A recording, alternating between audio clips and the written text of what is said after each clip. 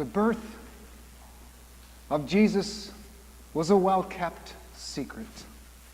First whispered in the deep spaces among the gleaming stars. Isn't that a wonderful beginning to a sermon? The secret. Old Testament prophets talked about it. Peculiar people listened and looked for it. People like John the Baptist, who lived in the desert, where you can see the stars more clearly. Or Simeon or Anna, who hung around the temple in Jerusalem to pray. They both looked for it, and they heard the secret. And the wise men. The wise men are finally here from the east, from places like Arabia, Media, and Sheba. Sheba, about 800 miles from Bethlehem. How long did that take to get there? I Googled it. A camel caravan travels about 30 miles a day in good weather. So that's about a month in the desert, on the sands. Have you been on a camel lately? It is not a BMW. These guys were really searching big time. And if we put forth effort in our search for God, God will reveal God's self to us, to you. But you need to search. You need to do your part. A desperate man prayed to God to save him from financial ruin by letting him win the lottery. Days go by, then weeks, and the man fails to win the lottery. In misery, he cries out to God, "You said knock, and it shall be open. You said seek, and you shall find. But here I am going down the tubes, and I still haven't won the lottery." A voice from heaven answers, "You got to meet me halfway, buddy. Buy a ticket." If we patiently, perseveringly seek answers or healing or meaning, we will find it. Stick with it. Now, some say the wise men were Zoroastrian. In other words, they were followers of the prophet Zoroast. The prophet Zoroast. In the 7th century, they received names for their saddle sores.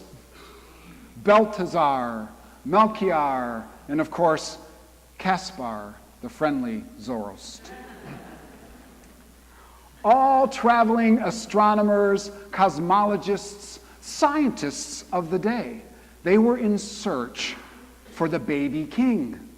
What secret was God holding within this child? They traveled by what little light was given them, not knowing where it would lead, what they might find, or how they may be changed. A lot like life, isn't it? We travel this world and we formulate questions because of our experiences with life. Why am I here? What am I supposed to be doing on this planet? What is life all about? We don't know what will happen, and we don't know how we will be changed. We are a lot like the wise men. One time my grandmother gave me a New Testament. I've told you about her before. Scottish, had a Scottish accent, had a snare drum placed in the corner of the room, a baby grand in the parlor. She had a picture of Bob Dylan on her wall. We used to go to her house in Lansing, and she'd put on Beatles albums, or we'd listen to the Moody Blues on her console turntable, and we'd eat ice cream together. Not really a big deal today, but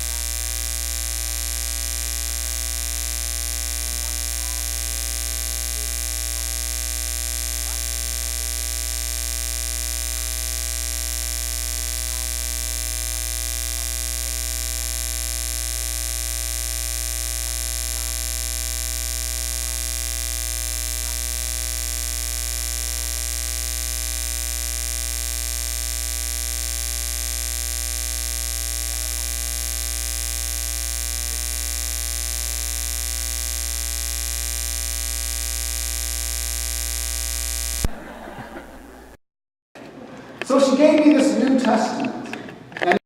And in the very first couple of pages, she simply wrote, "It's in here." It's in here. You know, like Prego spaghetti sauce. It's in here. And my life has been a journey ever since. Life is a journey. Life is a winding river. Life is like a box of chocolates. Life is a journey down a river with a box of chocolates. Life has always been an exposed, gritty, never trying to pretend to be perfect type of journey. That's the first principle of spirituality. Life is not aimless. You are on a journey. The second is that the seen world is a doorway to the unseen, which is always a larger world. By the time the wise men reached Jerusalem, the star had faded into the morning light.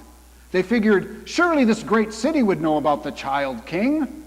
But the busy, bustling shopkeepers and the merchants and the stone cutters, they just ignored them.